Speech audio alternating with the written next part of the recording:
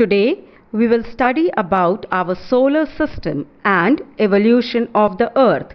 Our solar system consists of 8 planets. These planets were formed about 4.6 billion years ago. The 8 planets are Mercury, Venus, Earth, Mars, Jupiter, Saturn, Uranus and Neptune. These 8 planets are classified into 2 categories, inner planets and outer planets. The inner planets lie between the Sun and the belt of asteroids. These are Mercury, Venus, Earth and Mars. They are also called terrestrial planets, meaning Earth-like, as they are made up of rocks and metals and have relatively higher density.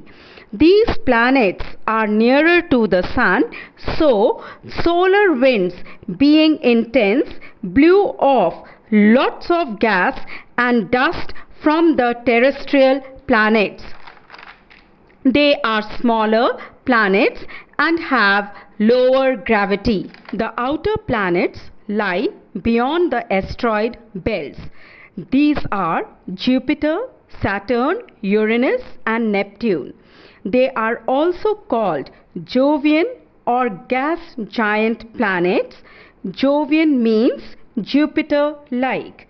These planets are far away from the Sun, so solar winds were not intense to remove gases.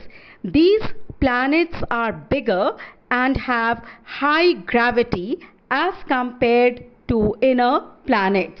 Now we will discuss about our Earth and its only natural satellite Moon. There are 2 different theories regarding the origin of Moon. The first theory has been given by Sir George Darwin.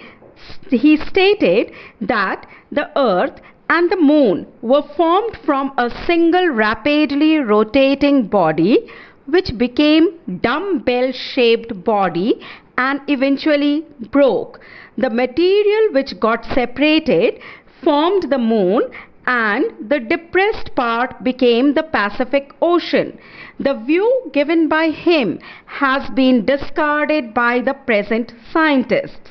The present scientists believe that the Moon has been formed due to the big splat, that is collision. A body 3 times the size of Mars collided with the Earth. As a result, a large part of the Earth was separated, which continued to orbit the Earth and gradually formed the Moon. Now, let's study the stages involved in the evolution of the Earth. There are 3 distinct stages in the evolution of the Earth. In stage 1, the Earth was a barren, rocky and hot object with a thin atmosphere of hydrogen and helium. In the second stage, the lithosphere developed. The primordial Earth was mostly in a volatile state. Due to gradual increase in density, the temperature inside increased. As a result, the material inside started separating depending on their densities. The heavier materials like nickel and iron sinked towards the center of the Earth and lighter materials moved towards the surface. With the passage of time, it cooled further and solidified and condensed into the form of a crust. During the formation of Moon, due to the giant impact, the Earth was further heated up, which gradually, through the process of differentiation, separated into 3 different layers: crust, mantle and core.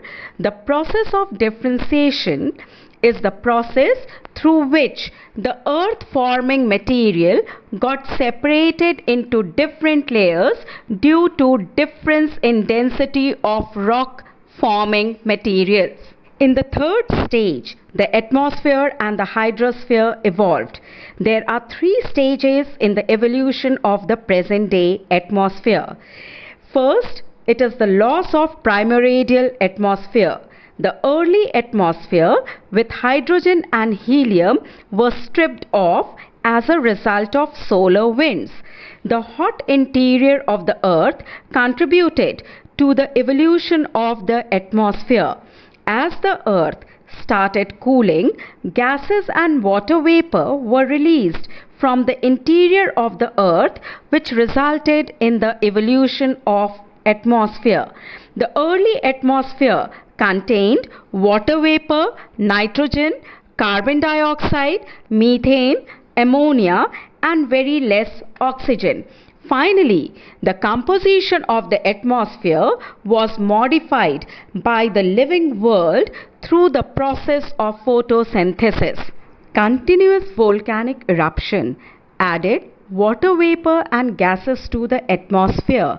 As a result, the earth cooled and the water vapor released started condensing. The carbon dioxide got dissolved in rainwater and the temperature further decreased, causing more condensation and more rains. The rainwater got collected in the depressions, giving rise to oceans.